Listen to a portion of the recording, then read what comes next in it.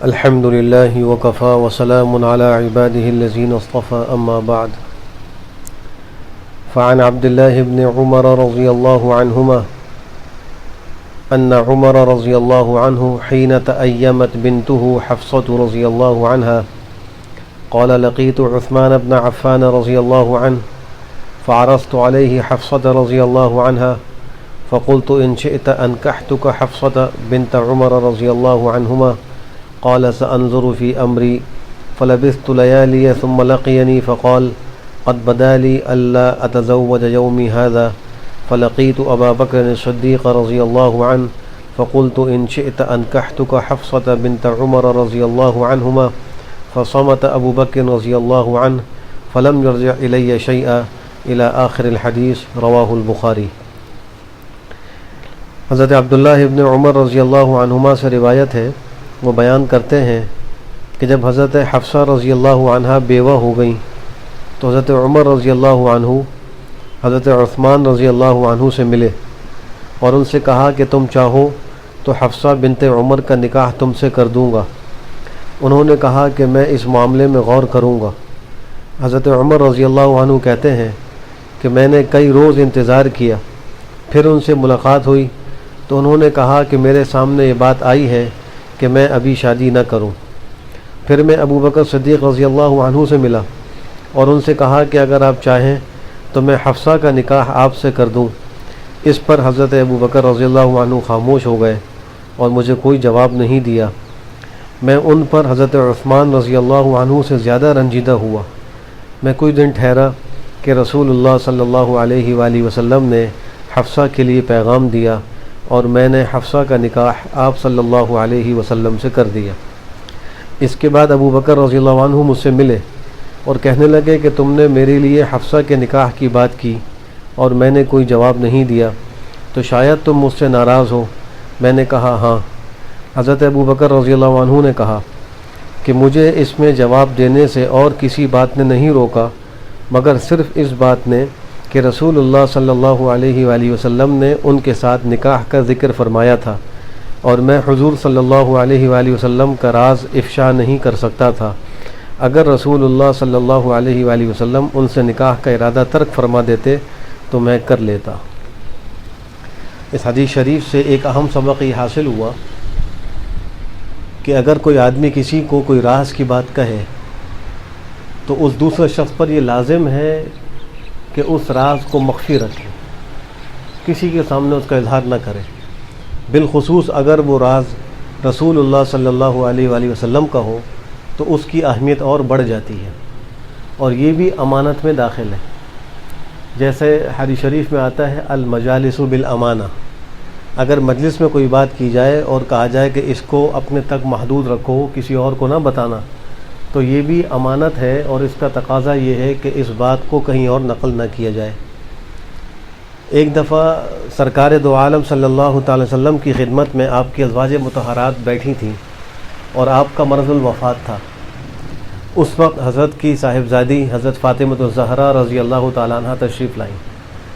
حضرت صدیقہ عائشہ فرماتی ہیں کہ حضرت فاطمہ الزہرا کی رفتار اور چال بالکل سرکار دو عالم صلی اللہ علیہ وسلم کی چال اور رفتار کے مشابہ تھی، بالکل انہی کی طرح چلتی تھی. آپ کے قریب آئیں تو آپ نے ان کا استقبال فرمایا اور آپ کی آیت مبارکہ یہ تھی کہ جب بھی حضرت فاطمہ تشریف لاتی تو آپ کھڑے ہو جاتے اور کھڑے ہو کر ان کا استقبال کرتے اور ان کے ہاتھ کو بوسہ دیتے اور ان کو اپنی جگہ پر بٹھاتے. اور جب آپ تشریف لے جاتے اپنی صاحبزادی کے پاس تو وہ بھی کھڑی ہو جاتی اور آپ کے ہاتھ مبارک کو بوسہ دیتی اور آپ کو اپنی چادر پر یا اپنے بستر پر بٹھاتی تھی. جب وہ ان کے قریب ہوئیں تو سرکار دو عالم صلی اللہ علیہ وسلم نے ان کے کان میں کچھ بات کہی، اس کو سن کر وہ رو پڑیں. پھر کچھ دیر کے بعد کچھ بات کی تو وہ ہنس پڑی اور پھر مجلس برخاست ہو گئی، وہ تشریف لے گئیں. صدیقہ عائشہ کہتی ہیں کہ میں نے ان سے کہا کہ تم مجھے بتاؤ کہ تم سے پہلی دفعہ میں صلی اللہ علیہ وسلم نے کیا بات کہی، سرکار دو عالم نے تم سے کیا بات کہی؟ تو انہوں نے کہا کہ یہ پیغمبر کا راز ہے، میں نہیں دے سکتی. جواب نہیں دیا، خاموشی اختیار کر لی.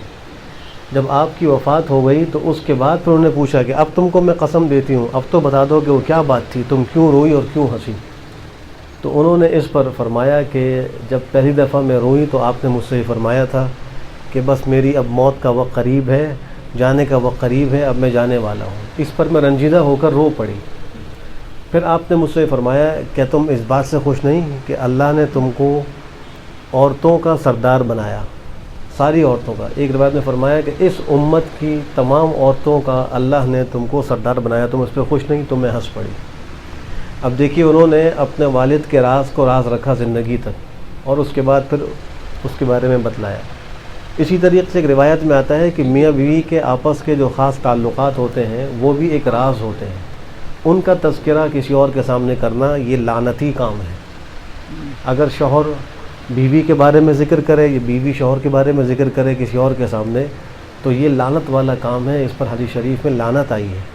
کتنی خواتین ایسی ہیں جو اس قسم کے معاملات کو ٹوک ٹوک کر پوچھتی ہیں، یہ کتنے مرد عورت ایسے ہیں کہ اس قسم کے واقعات اور حالات کو اپنی مجلسوں میں ذکر کرتے ہیں۔ یہ امانت اور دیانت کے خلاف ہے۔ امانت صرف یہ نہیں ہے کہ کوئی مال دے دے تو ہم اس کو اپنے پاس رکھ لیں، حفاظت سے پھر واپس کر دیں، وہ بھی امانت ہے اور یہ بھی امانت ہے۔ اللہ ہم سب کو امانت کے ساتھ زندگی گزارنے کی توفیق نصیب فرمائے۔